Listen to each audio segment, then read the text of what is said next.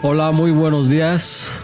Yo soy Saraquiel y nos encontramos aquí para realizar una entrevista al venerable maestro, al cual le vamos a dar la oportunidad de presentarse él mismo para poder iniciar la entrevista. Muy buenos días, un buen día solar, que igual signifique solidez y bendición en sus vidas, sea de día o de tarde o de noche o cualquier instante.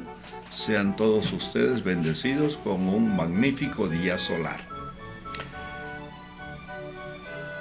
Mi persona humana como David Serrate Pérez, nacido hace casi 82 años, ha tomado, debido a su iniciación, recapitulando etapas de vidas anteriores, ha podido llegar a culminar con su Trinidad interior e inclusive haber logrado el grado kumarásico, con el cual me presento a través de los medios de comunicación que buscan acceso y comunicación con mi persona, y naturalmente ese ser kumarásico que es mi ser tiene por signo sagrado Arcaón Sanoni Finlus, pero para decirlo en forma completa es Arcaón Manoa Sanon Sanoni Gedeón Finlus el Taua Manu, que eso ya es la tetralogía recreada en mi naturaleza humana, que combina y alterna de forma continua su procedencia divina y su naturaleza humana. Estoy aquí ante esta gentil invitación de los hermanos para proceder a esta entrevista, y naturalmente, si es que se da la oportunidad de que hayan ingresos de cámaras mediante Zoom u otro medio, pues que puedan participar aquí las personas, los hermanos presentes, y también los hermanos que son los entrevistadores, que es el hermano Saraquiel y el hermano Aminca, y allá está también la hermana Inserluz, y el artista de las cámaras es nuestro hermano Azaziel, y entonces él está detrás de las cámaras, pero en cualquier momento también va a aparecer. Así es que estoy atento a sus inquietudes para que comience la entrevista. Bien, maestro, remontándonos un poco atrás, nos hacen una pregunta referente a cómo fue que usted se acercó, o la gnosis, el conocimiento, la sabiduría se llegó a usted. Interesante pregunta. Es bueno enfatizar acá que yo nací despierto, con conciencia plena de mi naturaleza eterna, aún estando en una naturaleza perecible. Y conservé este grado de lucidez y de encontrarme consciente, despierto, hasta aproximadamente los 9, casi los 10 años de edad. En épocas entre las cuales tuve experiencias que no son susceptibles de experimentarse tridimensionalmente, y que en virtud a la naturaleza con la cual yo estoy investido, podía realizar situaciones que no son corrientes para los demás, como por ejemplo desprenderme conscientemente de la materia física, visitar muchos mundos, por muy distantes que fueran, ir a otros lugares terrestres, también conversar con los elementales de las plantas, de los animales, de algunas piedras preciosas, y naturalmente también con los elementales de la naturaleza, recibiendo sus vibraciones y naturalmente con un contacto de orden telepático que, bueno, era muy natural y muy común para mi naturaleza. Ahora, naturalmente, en esta vida, de acuerdo a ciertos karmas que correspondían de anteriores existencias, después de un periodo de unas 3 existencias que tuve en los últimos tiempos, donde naturalmente mucho bien hice, pero también hubieron algunos estados karmáticos, ¿no?, que me hicieron volver a una especie de recapitulación de esa materialidad que viví entre los 9 y los 21 años, que fue más o menos la edad en la cual perdí a mi madre física. Y en los mundos internos me encontré con mi madre física, que en este caso simbolizaba a mi madre íntima, y fue ella la que me volvió al recuerdo de lo que era la gnosis viviente. Y ella me entregó el conocimiento, la sabiduría, las grandes ciencias herméticas y de lo fundamental que me volvió a dar el conocimiento de lo que es los grandes arcadios de Pedro.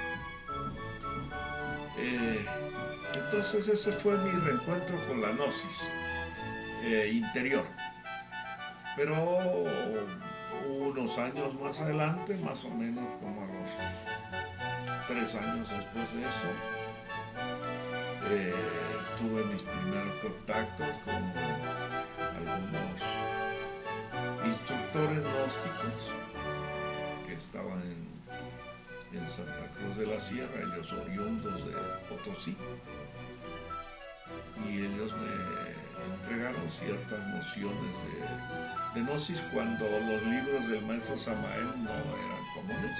Era muy difícil acceder a un libro del maestro Samael, y los que aparecían por ahí eran mimeografiados y eran no precisamente los que podían atraer a gente, sino más bien eran algunos que eran un poco hasta resistidos por su contenido, y ya saben la potencia del verbo Samael, ¿no? Entonces eran temas que hacían que la gente se ponga con los pelos de punta, pues no resistidos más bien por el común denominador de las gentes, porque la entrega del maestro Samael era una apertura a aquello que había estado oculto, secreto. El maestro Samael lo reveló todo tan claramente. Entonces, debido a esa situación y algunos años de misión en Bolivia, porque desde el día que yo conocí la gnosis, el mismo día que conocí la gnosis, lo que iba aprendiendo lo iba enseñando, porque además lo revivía lo que tenía en mi interior, de modo que lo refrescaba y lo dinamizaba de modo inmediato. Nunca perdí la oportunidad de retomar mi condición de ser propagador de la luz y de la enseñanza. Después vine a México y aquí conocí en persona al maestro Samael, con el cual ya tenía los contactos en los mundos internos. Y claro, él me esperaba aquí, como que cuando nos conocimos en el Congreso de Guadalajara en el 75, él me dijo que le agradaba reencontrarse conmigo y que en mí estaban puestas muchas esperanzas. Sí, eso es para relatar brevemente lo que es mi contacto escucho su pregunta. Muy bien, maestro. Sabemos por lo que hemos estudiado la misión, o entendemos más o menos la misión que han traído grandes seres a este planeta, ¿no? A este mundo, como el Maestro Jesús, Buda, Quetzalcóatl, que tenían una misión en particular, ¿verdad? ¿Podría usted decirnos cuál es su misión? Bueno, interesante. Vamos a tratar de dar soltura al contenido de esa pregunta. La misión que he tenido desde hace pero muchísimo tiempo, en anteriores vidas que pasan cientos de miles de años, he tenido experiencias en lo interno donde se me ha dado la labor de sintetizar lo que es la doctrina, escribiendo algunos libros que han sido desechados por la humanidad y que han sido después conocidos como grandes arcadios. Y entonces, en muchas oportunidades, este mismo ser que en lo interno es el Padre del Cristo que nosotros conocimos históricamente hace 2000 años, fue él el que me entregó la misión de propagar la enseñanza. Por eso es que, por ejemplo, en época de Jesús y tomando mi naturaleza divina, 4 incorporaciones repartidas en 4 naturalezas humanas, hube de estar junto, participando con la misión de Jesús, siendo inclusive uno de sus discípulos. Y en esa ocasión, pues, principalmente cuando fui el discípulo Felipe, me correspondió ser el sintetizador de toda la enseñanza que dio Jesús resurrecto a sus discípulos, los 11 restantes después del suicidio de Judas y los 70 discípulos secretos que tenía Jesús. Y entonces a mí me tocó con otros 2 discípulos escribir la enseñanza que él daba de modo secreto. Y que esa suma de ese conocimiento, de la cual a mí me correspondió la mayoría de esa sintetización, y que el Maestro Jesús inclusive me dijo, espérate que tu tiempo va a llegar. Cuando ansiaba hacerle directamente preguntas, pero habían los otros discípulos que estaban ansiosos de preguntar, ¿no? Entonces también yo quería hacerle algunas preguntas y me decía, espérate, tu tiempo va a llegar. Entonces sí, escribí grandemente porque también los otros preguntaban y yo era escribiendo. Entonces, y eso fue el resultado de que hubiésemos tenido Pistisofía. Y una de las grandes visiones que tengo yo en esta existencia es justamente presentar la obra cumbre del Maestro Jesús el Cristo, para que la humanidad tenga conocimiento de esta sabiduría excelsa del Maestro Jesús ya resurrecto en su condición de Micael aún peor, y mediante la cual pues la humanidad pueda iluminarse, al menos en doctrina, porque conocer Pistisofía no es lo mismo que practicarla, que vivirla. Porque Pistisofía, si bien podría traducirse del original copto como suprema sabiduría, que es como yo la traduzco, sin embargo su real magnitud es como el alma humana, porque todo el relato que da Jesús en Pistisofía es el relato del alma humana caída, seducida por las sombras que pretenden reemplazar a la luz y que en forma sofisticada confunden a la humanidad.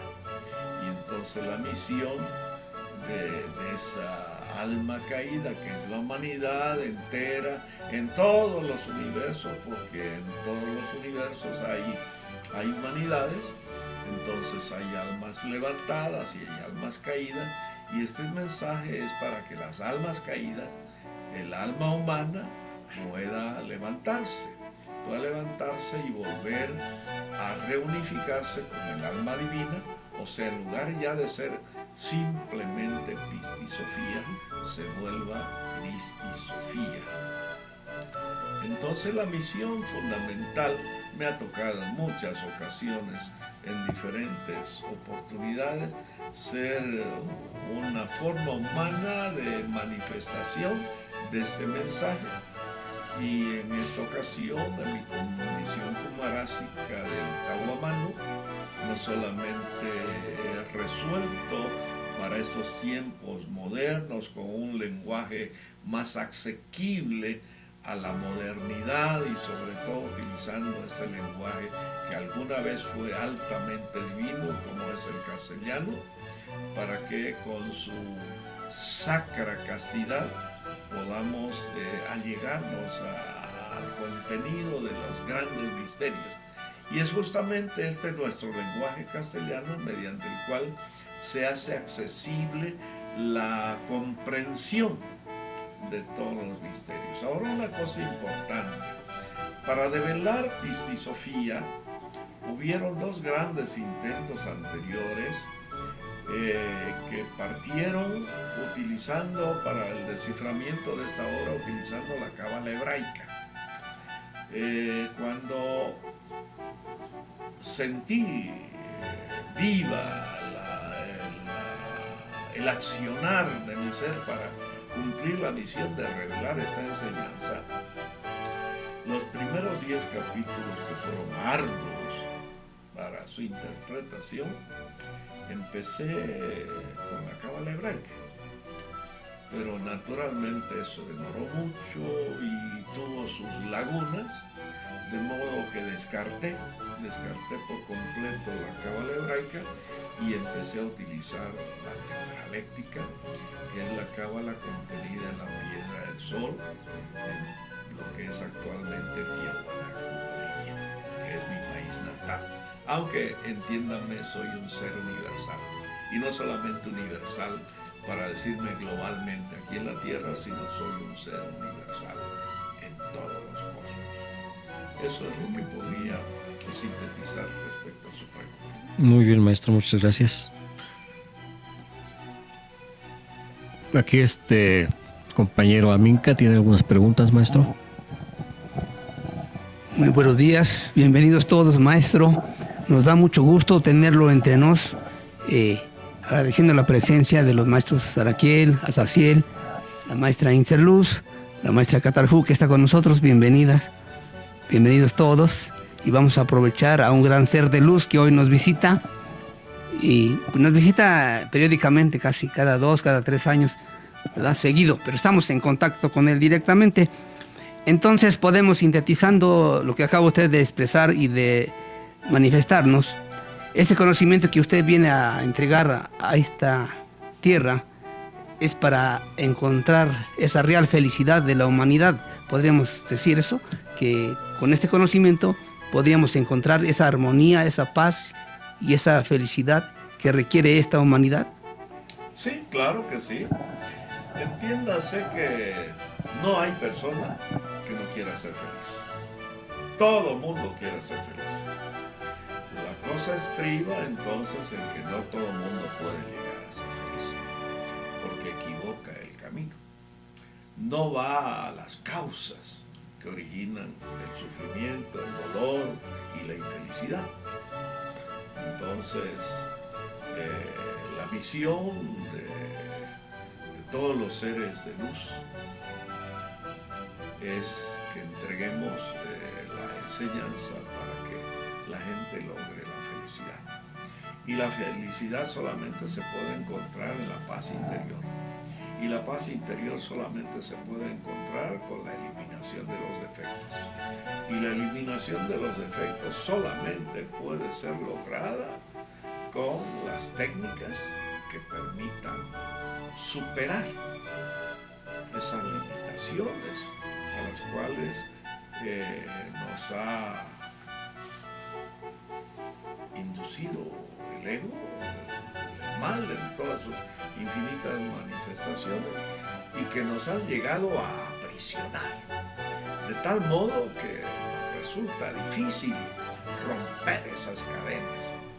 Pero ahora pues estamos como modernos prometeos, aún a sabiendas de las consecuencias de esta situación, de entregar estos mensajes, porque ya sabemos lo que le ocurrió a los dos que me antecedieron, dos grandes maestros intentando develar Pistisofía, lamentablemente en ese decurso, en ese intento desencarnaron. Uno fue el maestro Huiracocha, el doctor Arnoldo Krumeller, que fue a la vez el maestro del maestro Samael, y el segundo fue el maestro Samael. Y ambos pues no pudieron culminar la develación de esos misterios. Y naturalmente también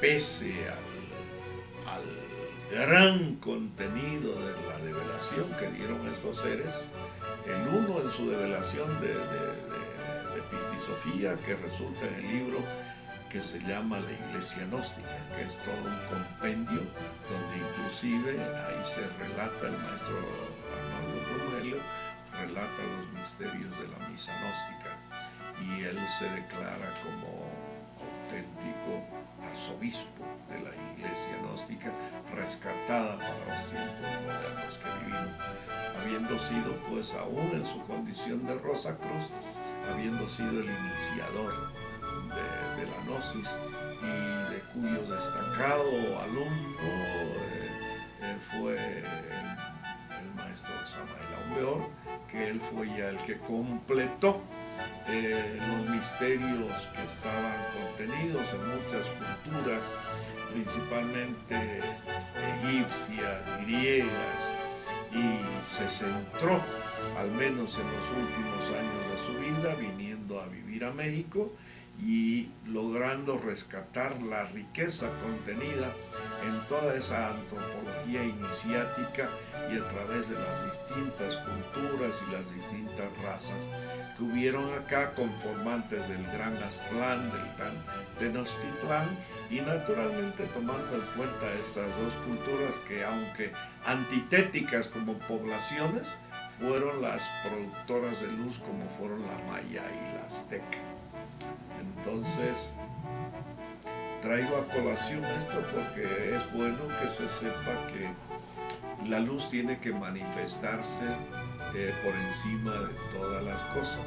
Inclusive mi materia, para que pudiera procesarse la manera de contrarrestar los efectos de lo que no se podía develar, estos misterios de Pistisofía, fui urgido a partir la enseñanza por la mitad.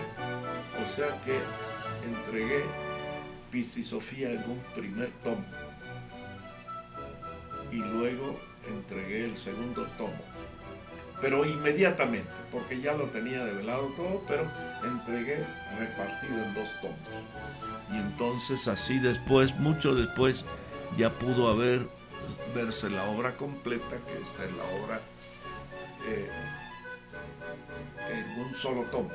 Aunque también tengo la edición en 8 tomos, que es la manifestación en todos y cada uno de los 8 libros componentes en Pistisofía. Porque resulta que al rescatarse por el año de 1947 en Nahamadi, que es territorio egipcio, al rescatarse aquellos mensajes que fueron conservados a través de los tiempos y que son llamados los evangelios apócrifos, uno de ellos Christi Sofía, pues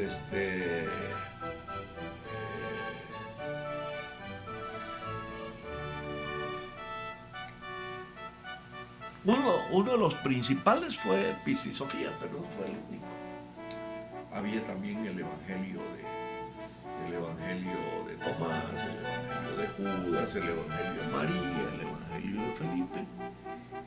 Y cuando se rescataron estos manuscritos, muchos estaban dañados también por el tiempo. Y habían algunos fragmentos que estaban ausentes.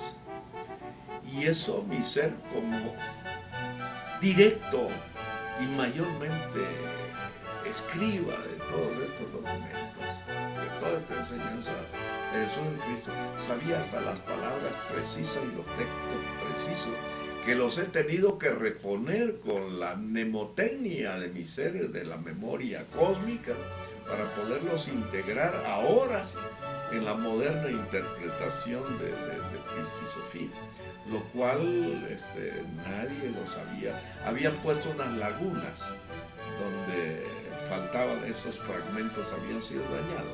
Todas esas lagunas las he resuelto y están completamente entregadas aquí y en cada uno de los 8 libros. Y cuando se recupera Christi Sofía solamente reconocen 4 libros. En cambio, de acuerdo a la tetralogía de la cual originalmente soy uno de sus principales ejecutores en la tierra, entonces sabía cómo poder restituir la esencia misma, que ya no está solamente dividida en 4 libros, sino en 8 libros y sus 148 capítulos. Preguntas, por favor.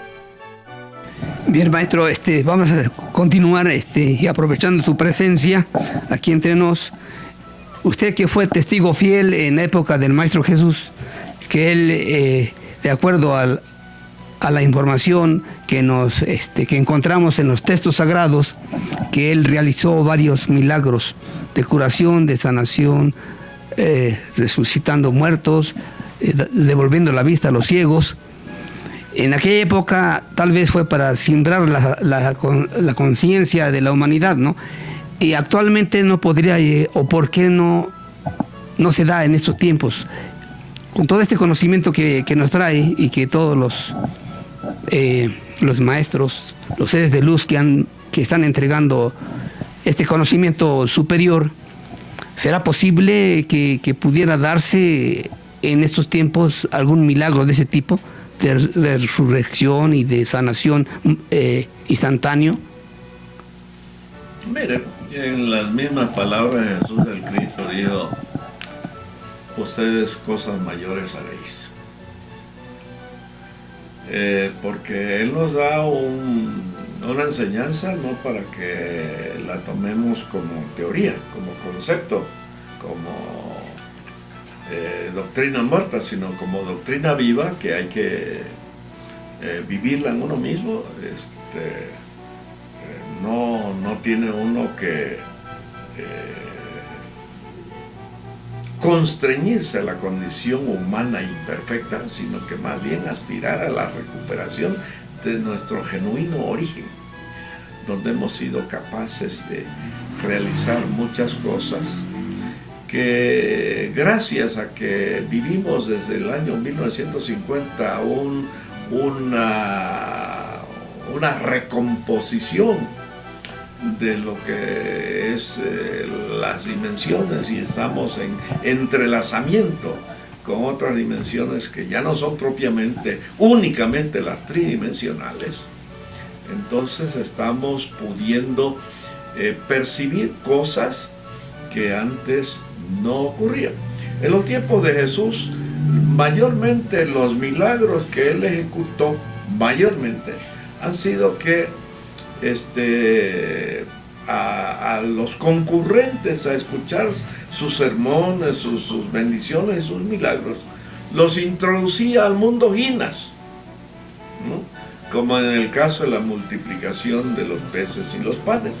Entonces pone a que todos se sienten y entonces ahí viene la multiplicación de los peces y los panes.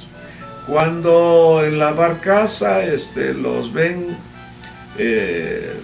a Jesús caminar sobre las aguas y Él los invita a hacer lo mismo, naturalmente Él tiene la potestad de hacerlo físicamente, pero a los otros los quiere introducir al mundo gimnas, que es ingresar el cuerpo físico a una dimensión superior, y por la falta de fe, pues mayormente no es cualquiera el que puede caminar sobre las aguas.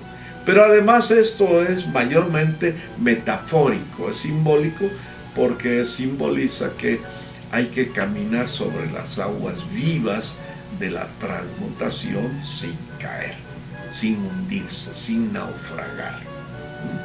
Haciendo lo mismo entonces que para lograr su objetivo hace Ulises, que se hace amarrar al mástil, que el mástil es la enseñanza, el mástil es la castidad, y hay que amarrarse, agarrarse, encarnar la castidad para evitar ser seducido por las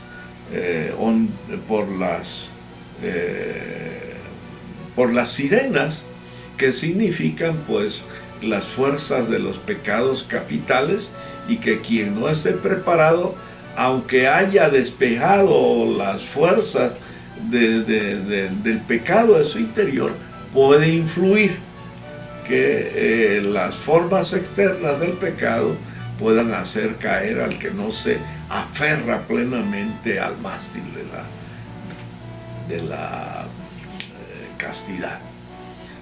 Entonces, esa sería en síntesis una respuesta a su inquietud. Muchas gracias, maestro. Continuando con la serie de preguntas, ¿qué nos podría usted hablar sobre la eterna juventud, aprovechando esta sagrada enseñanza? Bueno, interesante. No olvidemos que muchas de las alegorías respecto a las conquistas, por ejemplo, al menos de los españoles en busca de la ciudad dorada, que se comentaba de los pueblos que tenían hasta las calzadas de oro, ¿no? Si bien en América hubo y sigue habiendo inmensas cantidades de oro, sin embargo, la ciudad de oro, la búsqueda de la eterna juventud, no la podemos encontrar en un manantial exterior, no la podemos encontrar en un mineral exterior, no lo podemos encontrar afuera. La eterna juventud es resultado de practicar la castidad. Y muchos creen que la castidad es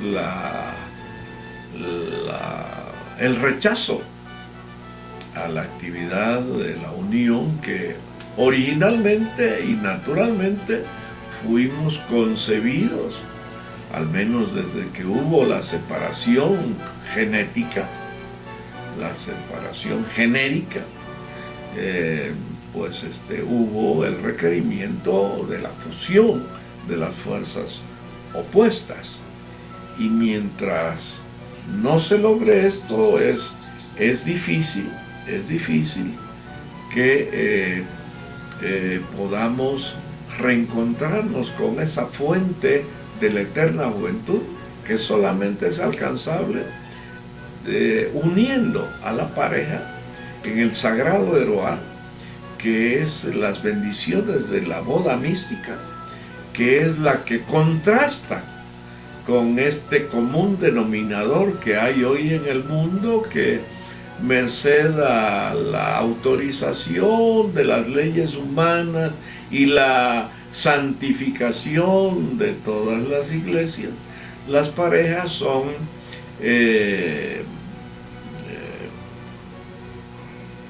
tienen acceso a la pérdida de su energía mediante la fornicación, porque constituyen lo que se llama modernamente el matrimonio. Y el matrimonio es una de las peores maldiciones que hoy existen en el mundo, porque el matrimonio es el permiso para fornicar, y no solamente para fornicar, sino para adulterar. Y desgraciadamente, inclusive, la humanidad confunde el sexto mandamiento con el noveno mandamiento, y por eso es que cree que fornicar es adulterar y adulterar es fornicar, aunque ambos están unidos en el pecado, ¿no? La fornicación es la pérdida de la energía, y el adulterio es la mezcla de la obra con diferentes parejas.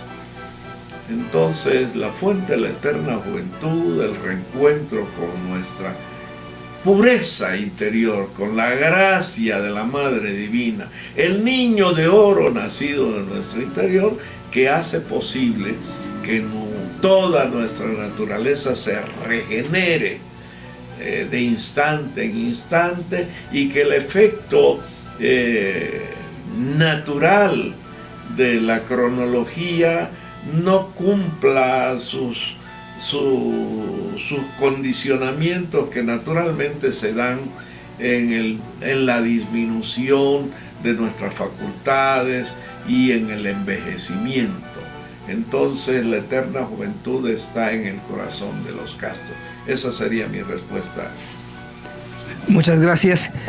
Continuando este momento, quisiéramos aprovechar para preguntarle que nos comente algo sobre el origen de las enfermedades, porque esta humanidad cada vez más pues se encuentra más enferma, y cada día más surgen más enfermedades nuevas. Bueno, toda enfermedad es un resultado karmático. Y todo karma es el resultado de la violación de las leyes divinas. Y naturalmente la primera violación, la violación capital, que es con la que devienen todas las desgracias humanas, es la fornicación. Y aunque esto ha sido escondido, su real significado de lo que es la fornicación, sin embargo, quienes tengan la buena voluntad de acceder a las Sagradas Escrituras, que no habían sido tan alteradas y que todavía se tenían hasta el año 1960 en la edición de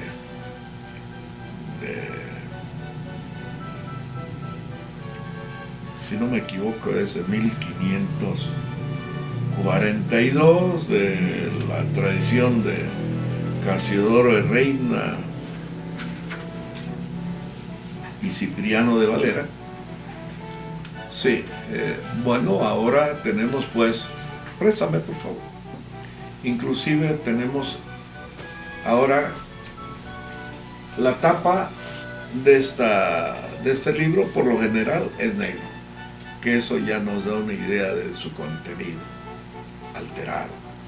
Y además, naturalmente dice Santa Biblia. Biblia, pues, del griego libro, pero Santa aquí está mencionando Santa. ¿A quién está mencionando Santa? Al mismo Satán, desgraciadamente. Y esta edición, entonces, que esta es una edición de Casiodoro de Reina y Cipriano de Valera, la última revisión ocurrió en 1960. Entonces, las ediciones de la Biblia que manejan mayormente los evangélicos es la que es más confiable para encontrar la verdad, ¿no? Pero reitero, las que provienen de antes de la revisión de 1960. Y entonces ahí podemos encontrar en el libro tercero, que es Levítico, en el capítulo 15, entre los versos 16 al 18, la clara manifestación de en qué consiste la fornicación, que es la pérdida de la energía, sea en el hombre el esperma o en la mujer el estrógeno, de modo, o el vitriolus. De modo que eso debemos entenderlo y saber que si no rescatamos la verdadera castidad científica, que no es el rechazo a la unión, que evito hablar de la palabra sexual, si rechazamos el arte de amar, porque es eso, el arte amatorio, es la unión que realiza la pareja en sagradas bodas, que está más allá de cualquier matrimonio que está condenado al fracaso. Si no es temprano, si no es muy temprano, a la larga sucederá. De modo que quien quiera ser feliz, quien quiera ser joven, quien quiera ser próspero, quien quiera mantenerse en juventud, debe naturalmente vivir en castidad y en amor y en gracia, recuperando las tres virtudes que corresponden a nuestra Sacratísima Trinidad interior, que es la verdad del Padre, la gracia de la Divina Madre y el amor del Hijo de nuestras obras, que es nuestro Cristo interno. No por nada aquí en la Sagrada Legión y naturalmente en todas las auténticas escuelas de regeneración y de iniciación y realización cristificante, se practica y se enseña esto mismo que estoy diciendo aquí de modo claro, público, para que no se pierdan en imprecisiones y sepan que el mal de la humanidad es la fornicación, y en la felicidad de la humanidad y la recuperación de todos sus tesoros se encuentra en la castidad, que no es solamente la no pérdida de la energía, sino en la hermenéutica que tenga que realizarse de la elevación de las aguas de vida, como el sacerdote que levanta la hostia. Así tenemos que transmutar la semilla, transmutar la energía para que dé sus frutos cristificantes en luz y en poder y en gloria. ¿Preguntas?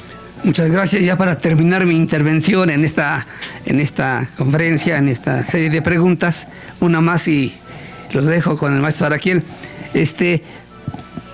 Me gustaría que nos sintetizara esa frase que dice el Maestro Jesús: buscad el reino de Dios y todo lo demás se os dará por añadidura. O dice, todo aquel que me siga, nada le faltará. Por favor. Bien. Sintetizando esa frase, bueno, o ampliándola, ¿verdad? Podríamos volver más bien a esa sentencia que tiene Jesús el Cristo, que dice: quien quiera venir en pos de mí, niéguese a sí mismo, tome su cruz y sígame. Entonces, ¿qué es niéguese a sí mismo? Negar a los defectos que son los que nos gobiernan hoy y que creemos que somos nosotros, pero son nuestros malos inquilinos que están embutidos en nuestra naturaleza y que nos hacen perder el camino a la felicidad.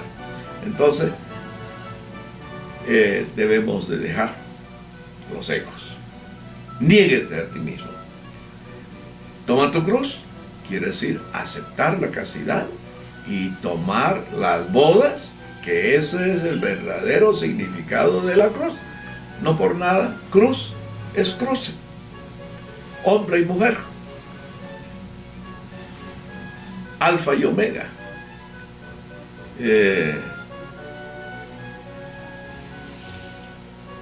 Esa es la unidad de la pareja. Y entonces, tomando el camino de las bodas, hay que seguirlo. ¿Y cómo seguimos a Cristo? Enseñando al que no sabe, curando a los enfermos, levantando de la miseria a los pobres, aprovechando de que las gentes sean felices, entregarles la alegría de vivir. Las gentes andan atormentadas, vivimos tiempos de crisis, de dolor, de miseria, de guerras, de destrucción, de vicios. Y naturalmente lo que requerimos es recuperar las virtudes que nos vuelva a ser humanos, porque hoy la humanidad está en franca involución debido a la masificación de sus defectos, y lo que requerimos para volver a ser felices es dejar el mal y tomar para siempre el bien. Muchísimas gracias por su atención, muchísimas gracias por la iniciativa de hacer esta entrevista. Agradezco a todos ustedes, intervinientes aquí, participantes, y Dios los bendiga, y estaremos en contacto en cualquier una nueva oportunidad. Amor y sabiduría sean con todos vosotros. Muchas gracias, maestro. Gracias.